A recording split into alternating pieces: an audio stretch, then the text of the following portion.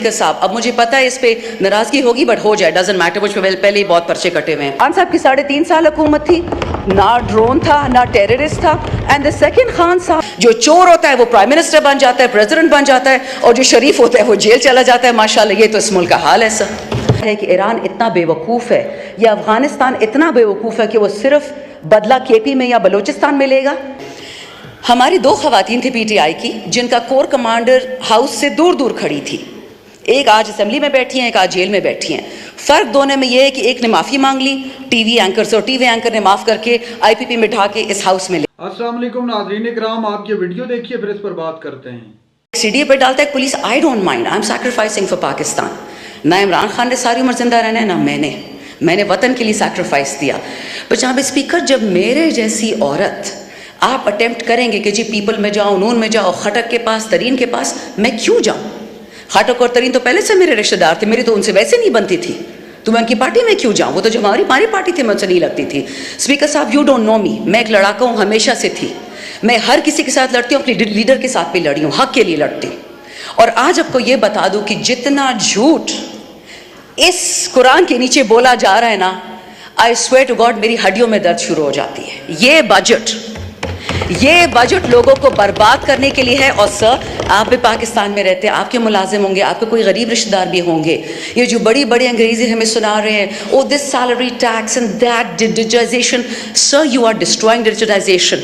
आप कंप्यूटर्स पे टैक्सेस लगा रहे हैं, किताबों पे, हार्ट स्टेंट्स पे, चैरिटी हॉस्पिटल जिसपे 50 से ज़्यादा बेड हों, आपने फार्मास्यूटिकल्स की 18% शरह बढ़ा दिया, रॉ मटेरियल की 18% उस अस्पताल पे टैक्स डाल दिया है।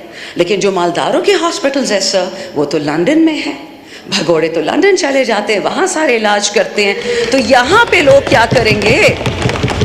जनाब स्पीकर, आपने अगर मेरी लास्ट, क्योंकि 3 ही मेरी बजट स्पीचेस थी, फिर तो हम फारिग हो गए, जो मेरी 3 बजट स्पीचेस थी, मैंने कभी भी उसमें पीपल या नोन को नहीं डांटा था, अपनी हुकूमत को पकड़ती थी मैं, और आज भी मैं यही करूंगी। बाय द वे स्पीकर साहब, अब मुझे पता है इस पे नाराजगी होगी, बट हो जाए, डजंट मैटर। मुझ पे पहले ही बहुत पर्चे कटे हुए हैं। हमारी 2 खवातीन थी पीटीआई की, जिनका कोर कमांडर हाउस से दूर दूर खड़ी थी। एक आज असेंबली में बैठी हैं, एक आज जेल में बैठी हैं। फ़र्क दोनों में ये है कि एक ने माफ़ी मांग ली टीवी एंकर से, और टीवी एंकर ने माफ़ करके आईपीपी में ढा के इस हाउस में ले आए। Punjab is the backbone of Pakistan, honourable speaker. Punjab नहीं हो तो पाकिस्तान नहीं होगा।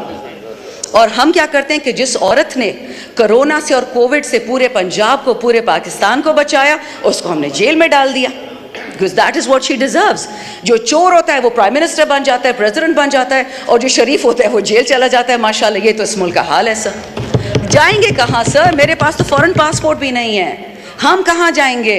हमारे 10-10 हल्के में लोग हैं, 10-10 लाख, वो लोग कहाँ जाएंगे? 2 डिफरेंट प्राइम मिनिस्टर्स ने ये बात कही है इस वतन में। शर्म की बात है कि जिसने जाना है तो चला जाए, कहाँ जाए? 350 बंदा एक बोट में कैप्साइज हो जाता है। किसी ने उनके खानदानों का पूछा?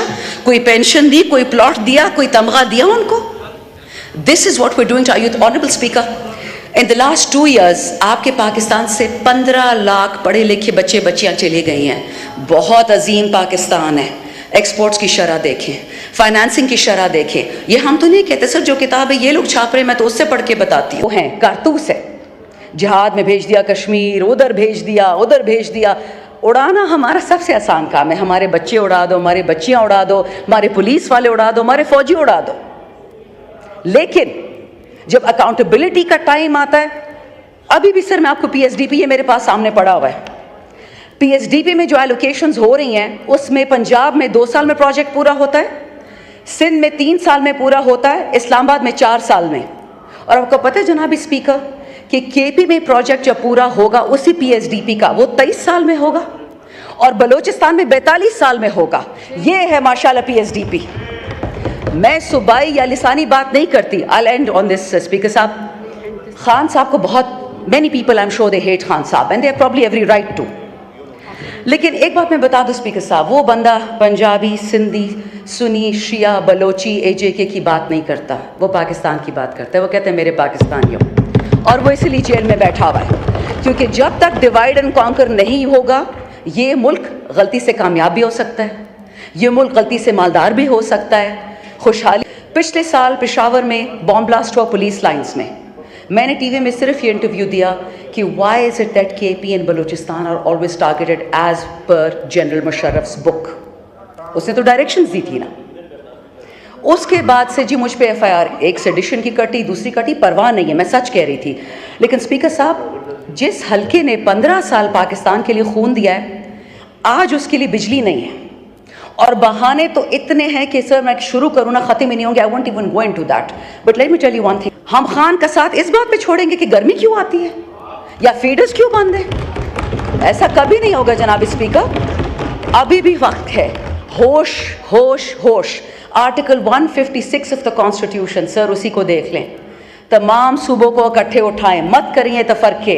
आग लगने वाली है बहुत जल्दी, हमारे ही हाथ से लगेगी और फिर ये हाउस कुछ नहीं कर पाएगा। अल्लाह ने आप पे रिस्पॉन्सिबिलिटी डाली है, ये इससे डरे और किसी चीज़ से तो नहीं डरते, इस कलाम से डरे। मुल्क को ठीक करें। हम सब ने मर जाना है, इस हाउस में जितने बैठे कोई कब्र पैसे नहीं लेके गया, लेकिन खुदा का खौफ करे, वतन को फर्स्ट करे। That is why Imran Khan is in jail. Pakistan first, Pakistan always, Pakistan. नाज़रीन कराम, आपने वीडियो देखी। शामदाना गुलजार ने कौमी असम्बली के अंदर इस हुकूमत के परखच्चे उड़ा के रख दिए।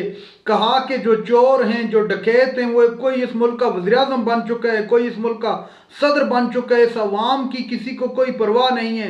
रोज़ाना की बुनियादों पर हमारे लोगों को उठाया जाता है, उनको इल्लीगल तौर पर उठाकर बंद कर दिया जाता है।